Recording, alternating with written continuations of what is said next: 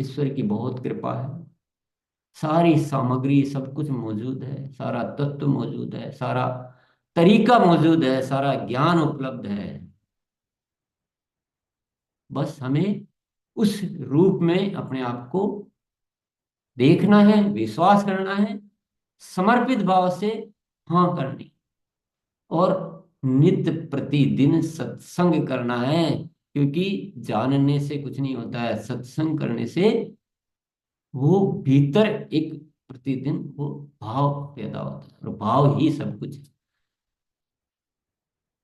ये गुरुकुल प्रारंभ होने के बाद से रोज आपके साथ सानिध्य में रहने से मैंने मेरे ऐसे समझते हो रोज एक नई रोशनी जागृत हो रही है। और मैं सत्संग का महत्व जो इतना मानता हूँ कि जीवन में जो भी आपको हासिल करना है वो सत्संग से ही हो सकता है। चाहे वो अच्छे गीत हो, अच्छी पुस्तकें हो, अच्छे वार्तालाप हो, अच्छे साथियों का सानिध्य हो, जो भी हो, इसके अलावा कोई रास्ता है नहीं जीवन में। कौन हमें याद दिलाएगा कि हम सदियों सदियों से उस मूर्छा में जी रहे हैं कि हम अपना होना ही भूल गए, हम जीवन का उद्देश्य भूल गए, हम क्या कर सकते हैं भूल गए। आप सारी कमजोरियों को भूल जाइए कि हम तो मामूली हैं, हम इतने हैं, हम क्या कर पाएंगे। नहीं, मैं कहता हूँ सब भूल जाइए। ऊपर वाला आपको कह रहा है कि आप एक स्वर्ग की रचना कर सकते हो, ऐसे समाज का निर्माण कर सकते हो जहाँ सारी आत्माएं दिव्य आत्माओं के जैसे हो। उन सारे कमजोर विचारों को त्याग दीजिए और एक सारे अच्छे विचारों को अपने भीतर प्रवेश होने दीजिए। इनकार ना करें, अलग न रहें, कटे हुए न रहें, जुड़ जाए। जुड़ना ही तो है। अगर एक लाइट को लगी हुई है, लाइट में जलने की प्रतिभा है कि वह जब जल सकती है, रोशनी दे सकती है, तो उसको तो केवल अपना नाता जोड़ना है ना उससे। किससे? बिजली पैदा करने वाले यंत्र से।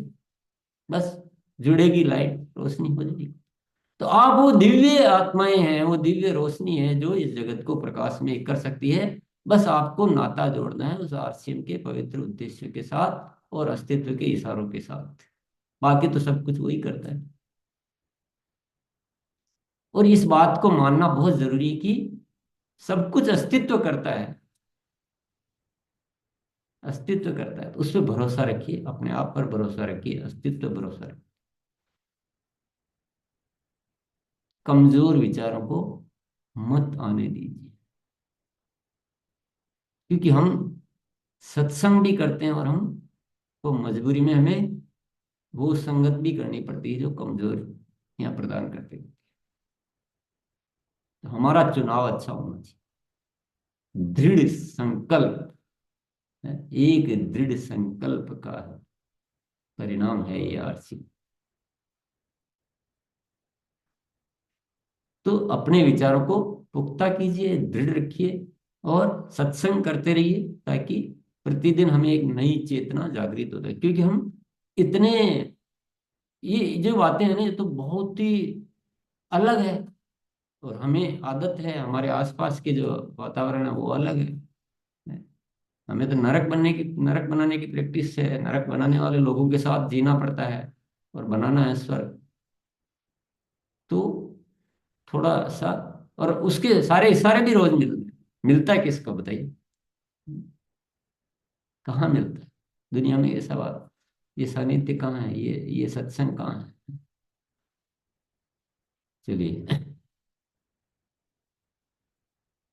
बहुत बहुत धन्यवाद आप सभी को। मैं आपको बहुत, ये एक फैक्ट है मेरा जीवन का, ये गुरुकुल नहीं होता और ये सत्संग नहीं होता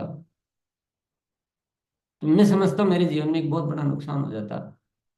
क्योंकि मैं असली जो है ना, वो दिन प्रतिदिन जो जागरण देख रहा हूँ ना अपने भीतर, वो सारा गुरुकुल का प्रभाव है। और ये पहले हो जाता तो मुझे तो बहुत ज्यादा ही वो एक पश्चाताप सा बना रहता है कि ये शुरू से ही होता था, बहुत ही बढ़िया होता, बहुत ही अच्छा होता। क्योंकि बोलना भी सत्संग है। क्योंकि बोलने के लिए सोचना पड़ता है और सोचने के लिए वो विचार में एक जागरण आता है। चलिए, बहुत बहुत धन्यवाद आप सभी साथियों को।